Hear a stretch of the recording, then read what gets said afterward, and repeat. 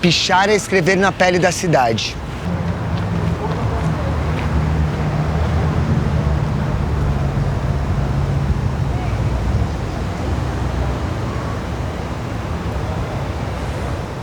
Eu não considero o parkour um esporte. Para mim, o parkour está mais próximo de uma prática como o yoga do que necessariamente... Embora eu acho que tenha uma emoção parecida com a emoção que a gente usa trabalhando na cena, né? Mas, assim, eu acho que a concentração, o cuidado e a profundidade que a gente adentra essas emoções na hora de fazer o parkour é difícil essa pergunta, porque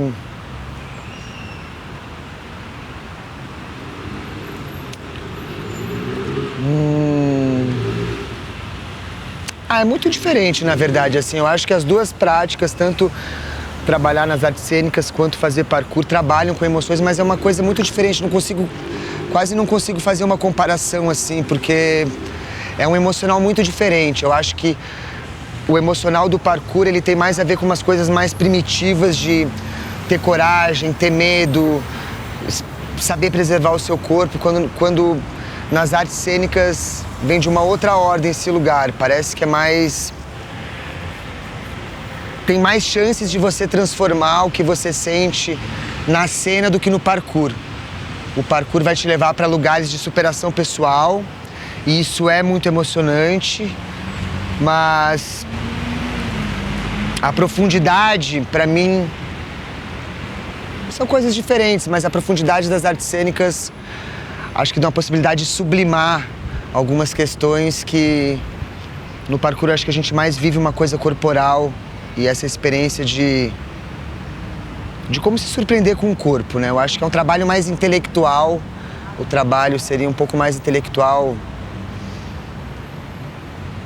o trabalho das artes cênicas, da dança, do que o trabalho do parkour.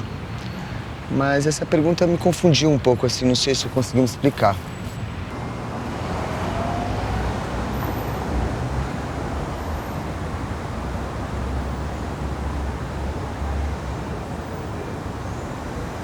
Olha, eu acho que a coisa mais importante que eu aprendi na arte é a presença cênica. Assim, eu não tive uma formação de bailarino clássico, nem contemporâneo, não fiz faculdade. As minhas experiências foram com uma técnica de dança que se chama nova dança, não é bem uma técnica, mas foi um pessoal do Brasil que foi para a Europa e voltou com uma outra percepção do conhecimento do corpo e de como chegar através do movimento, através de outros caminhos que não são a forma. Então, nova dança, esse pessoal todo, né? Eu comecei a dançar com o Diogo Granato, mas fiz muita aula com a Tica, com a Quito, com o Cristiano, que são pessoas ali que estavam nesse movimento. E a gente trabalha muito jogos de improvisação cênica, que basicamente são técnicas para como você estar no palco do melhor jeito possível. Escuta, triangulação, aterramento, técnicas para como é que você se coloca no palco de um jeito mais pleno. E essa capacidade, porque às vezes a gente vai vendo assim, quando a gente está em cena, de repente tem alguém muito virtuoso, mas a virtuose, a movimentação, essa quantidade de movimento nem sempre está imbuído de presença. E às vezes uma pessoa que está parada do lado, aterrada, pode chamar muito mais atenção. Então, assim, o que eu comecei a perceber, principalmente no trabalho com os idosos, mas isso em qualquer lugar, assim, eu acho que essa capacidade de você ter a consciência corporal já é um pouco da presença cênica, né? Você ter noção do seu corpo, saber que você está pisando, onde é que você está encostando, onde é que você está contraindo a sua musculatura. Eu acho que isso, por si só, já traz uma outra atmosfera para o corpo. Mas o que eu fui percebendo, no caso dos idosos, é que a gente vai perdendo um pouco de uma coisa que é muito natural nossa, a princípio parece que mais na juventude, que é uma qualidade de presença, e parece que na terceira idade, não que o idoso vá perdendo, mas a sociedade, de um modo geral, a coisa vai entrando num jogo onde esse corpo já não é mais valorizado, ele já não é mais interessante. E o único jeito de você resgatar essa presença, eu não posso pedir para um idoso que ele faça exercício físico, que ele tenha um corpo que ele não tem, que para ele tá bem, ele precise... Não, como é que eu consigo naquele corpo, daquele jeito, pegar o máximo de presença daquilo? E essa presença cênica, tanto do parkour quanto dessas técnicas de improvisação cênica, servem muito bem, porque é muito mais um clique de como você tá no mundo do que necessariamente não sei, a presença cênica, a presença é uma coisa muito etérea mesmo, não é uma coisa tão clara.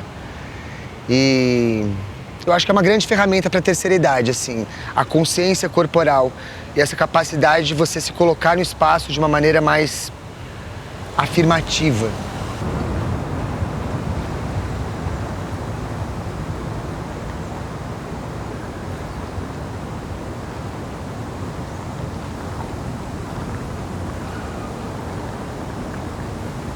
Eu danço numa companhia que se chama Grua, Gentleman de Rua, desde 2010. Esse é um grupo de intervenção urbana. Sempre foi um grupo que está fazendo 20 anos esse ano. E a gente está com um trabalho que se chama Esgotamento, sendo dirigido por um diretor de teatro, que é o Rogério Tarifa. E a gente está criando um espetáculo que estreia em julho. Somos nós, os grueiros, que são os homens, é um grupo só de homens. Só que nesse trabalho a gente chamou outras 4 mulheres para estarem com a gente. O que a gente está fazendo é criar um espetáculo. Um espetáculo de dança para palco.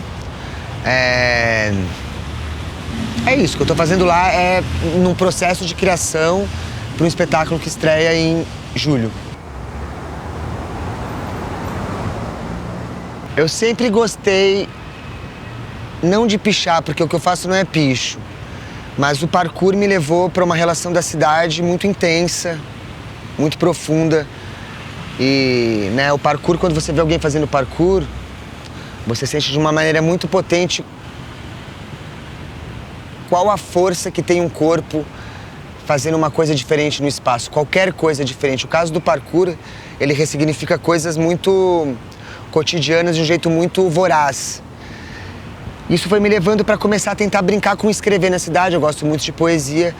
E aí tem uma entrevista do Paulo Leminski, que ele está dando na Universidade Federal do Paraná, onde ele tá, é um vídeo de 10 minutos, onde ele vai falar sobre o picho.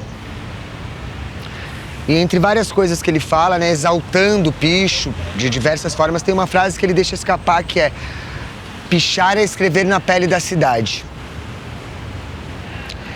Então, eu tenho uma pira com a poesia de seguir a poesia quase como um estatuto, uma bíblia, uma ordem.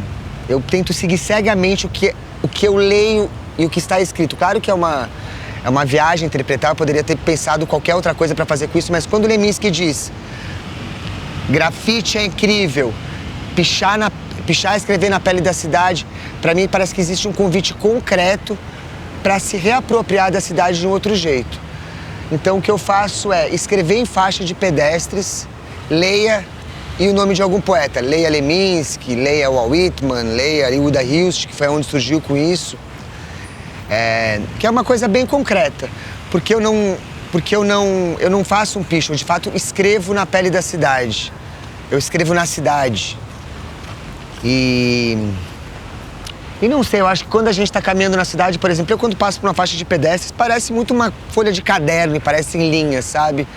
Eu acho que dá para ir para um lugar bem naif e concreto de que, sabe, a faixa de pedestres ela vai ser limpa depois pelo passar dos carros.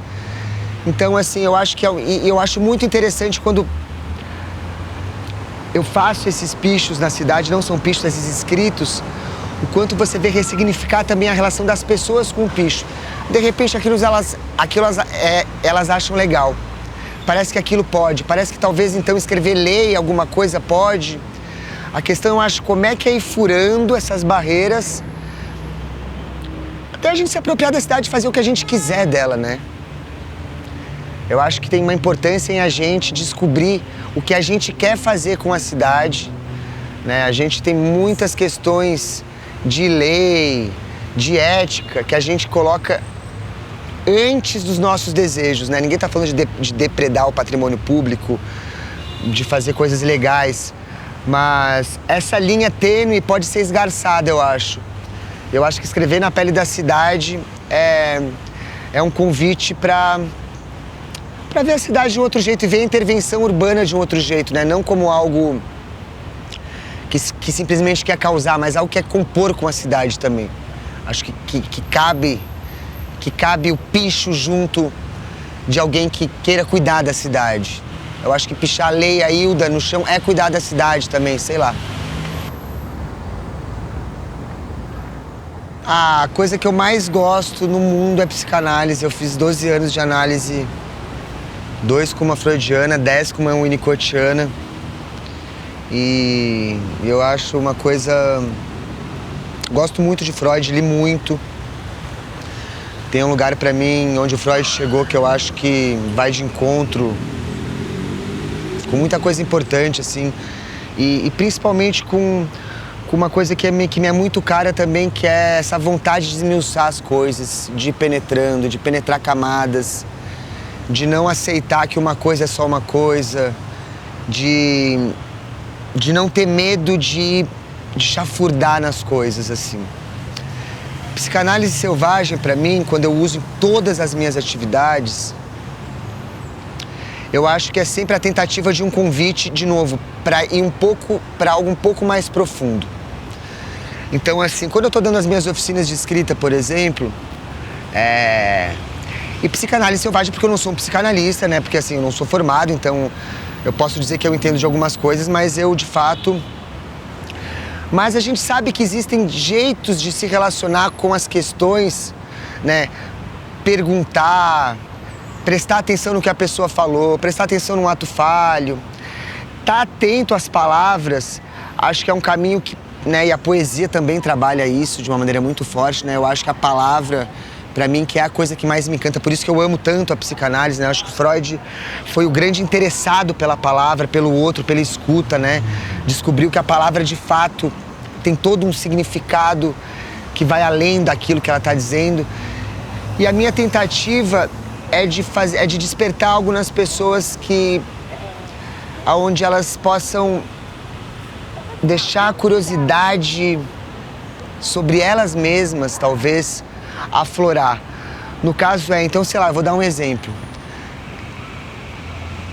Se eu tô no meio de uma dinâmica e eu vejo que tem 3 pessoas que estão cansadas, porque assim, eu tenho um roteiro nas minhas oficinas, mas esses roteiros são atravessados pelo instante e por esses atravessamentos que eu faço a partir do que eu tô vendo.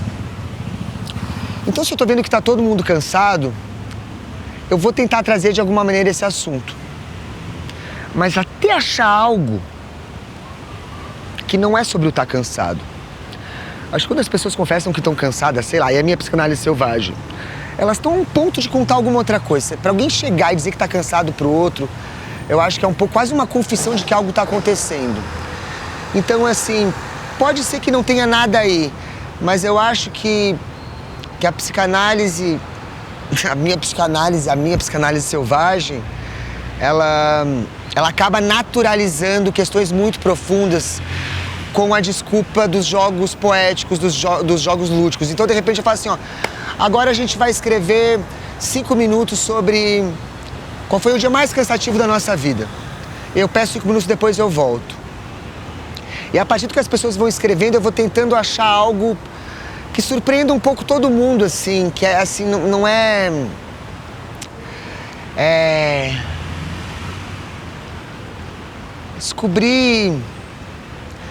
Descobrir alguma coisa que a gente só pode descobrir se a gente brincar com esse tipo de coisa. A psicanálise selvagem, pra mim, eu acho que é um convite para não acreditar na superficialidade e para, de alguma maneira, acreditar que entrar e penetrar essas camadas é algo muito potente.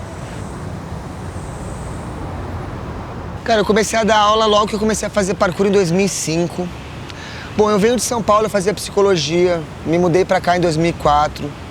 Continuei fazendo psicologia e aí comecei a fazer parkour E o parkour começou de fato a tomar conta da minha vida de um jeito que eu tranquei a faculdade e comecei a viver de parkour. Viver de parkour quer dizer, viver fazendo comercial, fazendo evento, fazendo, né? Não existe um atleta de parkour.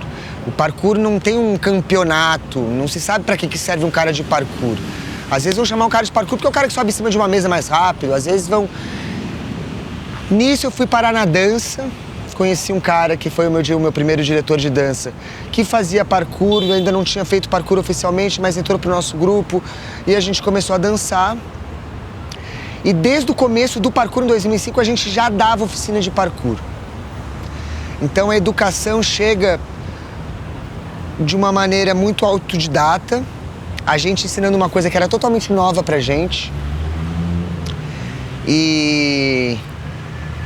Mas ao mesmo tempo, uma educação com uma pedagogia que é completamente outra, né?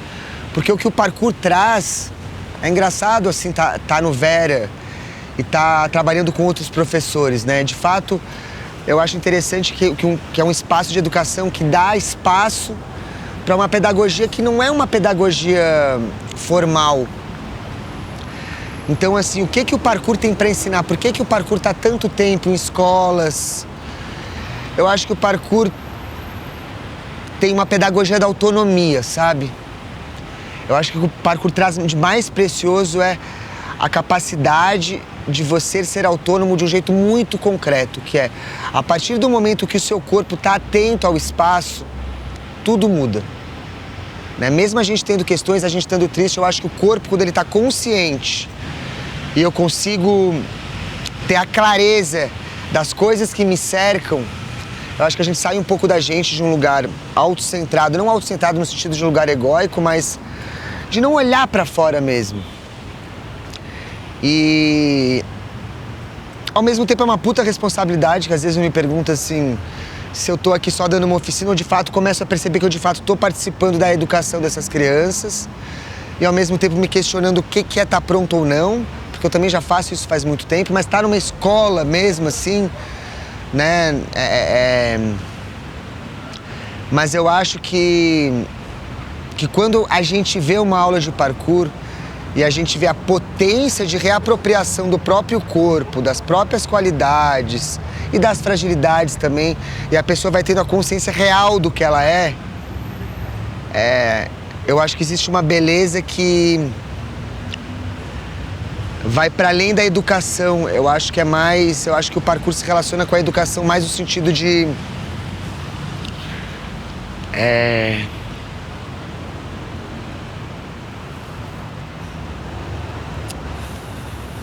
como é que eu poderia dizer?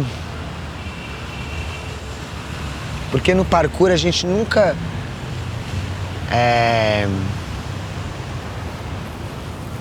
acho que é isso. Acho que é isso.